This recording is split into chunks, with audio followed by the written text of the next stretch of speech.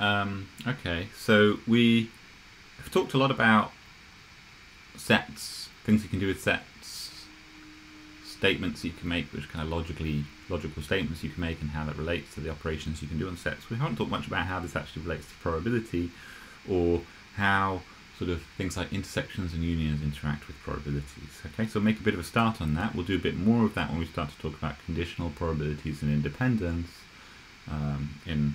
shortly. But these are the sorts of things we can say about probabilities based on this.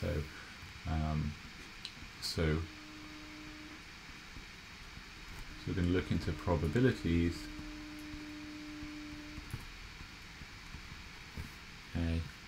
For operations on sets. Okay. And the set of things we really need to remember here isn't too large, it's not too bad. Okay. So we're just going to go through various lemmas for different probability type statements. So the first one, okay, is that if we have two sets A and B, and the intersection of those two sets is empty, okay, and I'm not sure if we've seen this notation before, but this is a special notation for something called the empty set.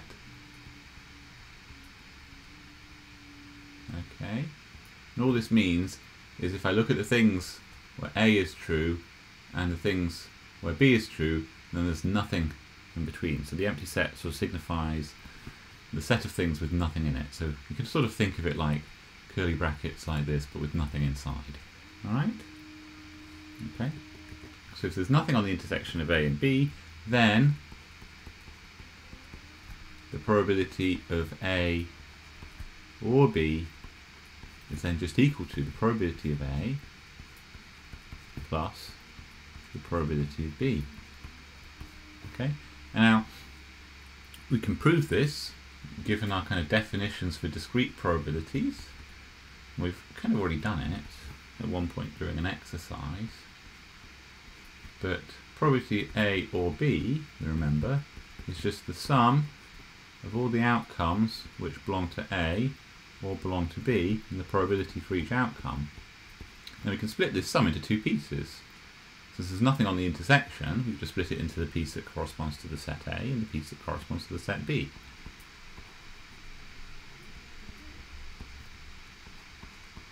So this is the piece for A, and this is the piece of that sum for B.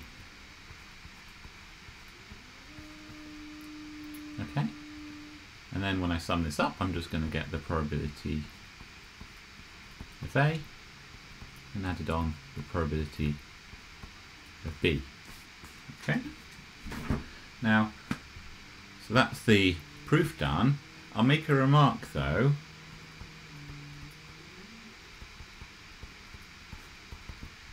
We prove this for discrete probabilities, but the world where we go to kind of continuous, where the sets of the sample space is continuous, or we begin to look at a slightly more abstract theory of probability, which we need to work towards later in your undergraduates, this is actually going to be like an assumption that we want to hold. So this becomes an axiom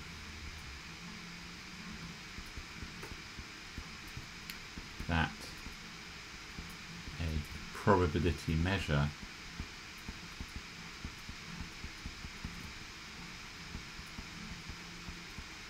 I mean this function p must satisfy. Okay, so actually if we have a countable number of disjoint events, then we need the probability of the union of those to be the sum of the probabilities, and that's actually going to be assumption later on. Okay, but we can prove it under a simpler set of assumptions for a slightly simpler setting as in discrete probabilities. Okay. All right, let's keep going. It's another lemma.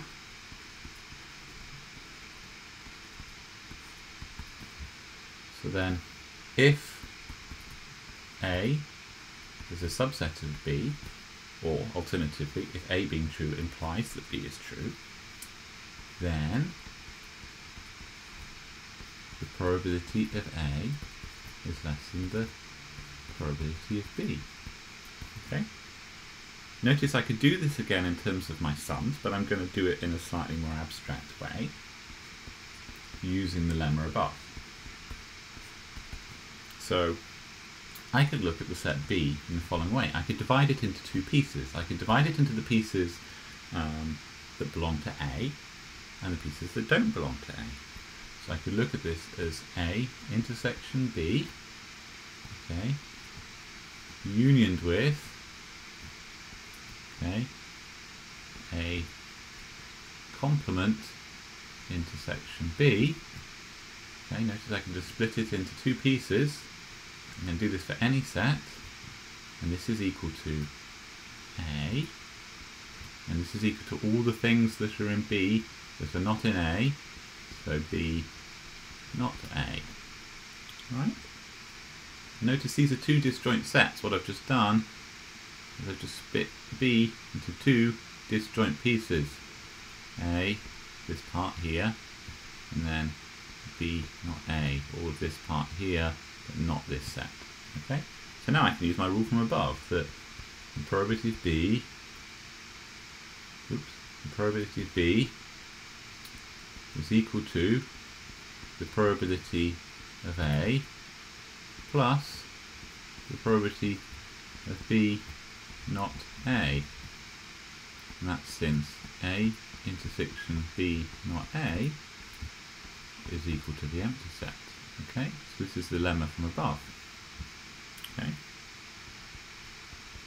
so by above lemma. Okay, and then, well, probabilities are positive. Okay, so this number is greater than or equal to 0, so I can only make things smaller by getting rid of it.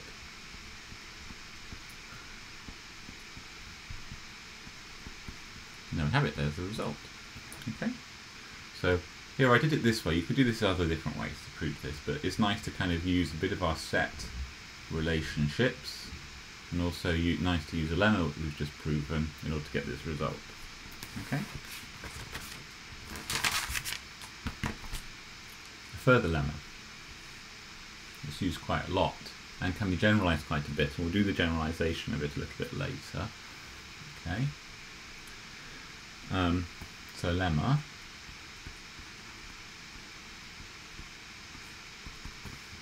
that the probability of A union B is equal to the probability of A plus the probability of B minus the probability of A intersection B.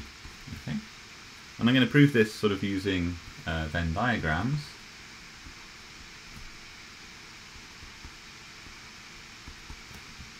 So let's draw our set A and our set B. Okay, and now let's look at what happens when I add up, look at what happens in A and what happens in B. Okay, so well, this is the set A.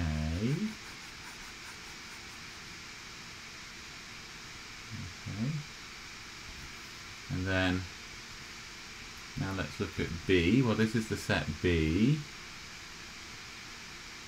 Okay. And notice that when I've added up all the things that are in A, if I added up all the probabilities of things related to B, notice I've counted twice for the things on the intersection here, sort of indicated by the slightly muddier brown colour that we've got in the middle here. Alright? So notice the probability of A plus the probability of B, okay, is the same as if, let's just draw the picture again.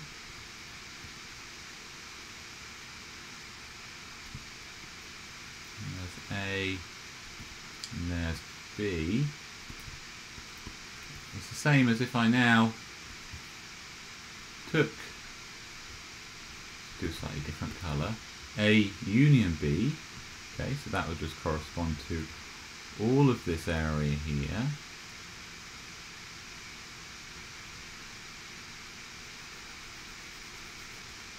Okay.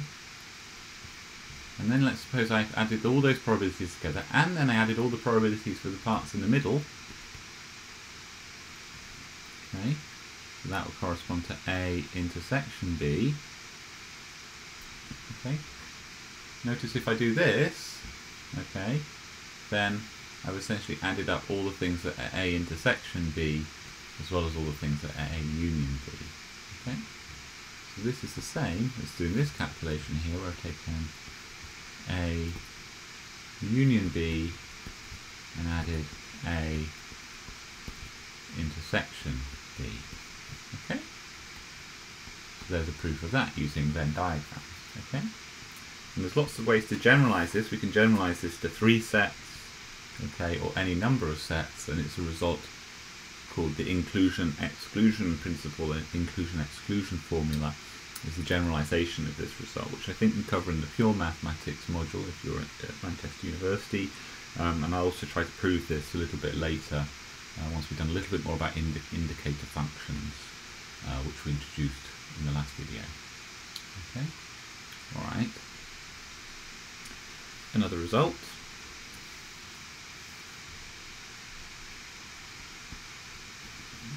Oops.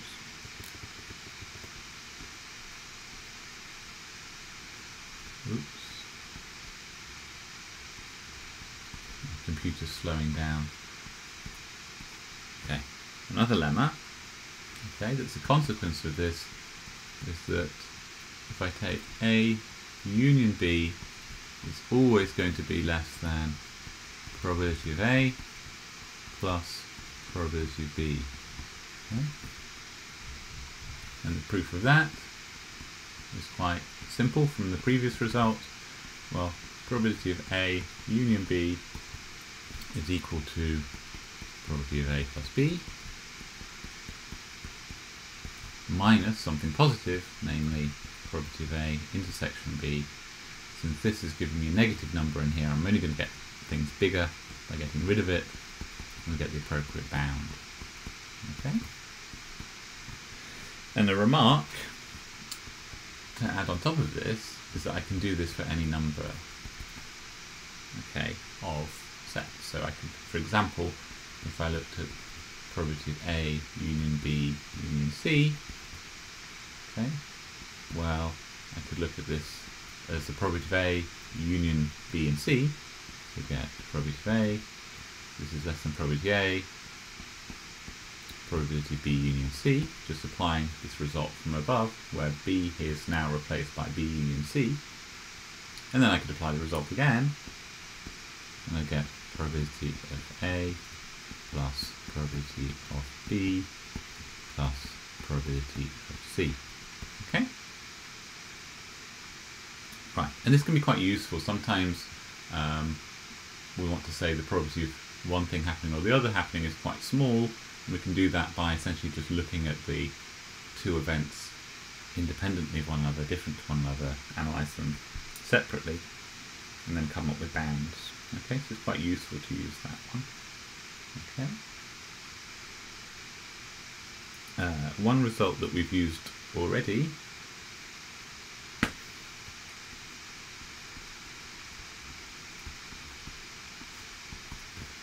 is that the probability of A equals 1 minus the probability of A complement.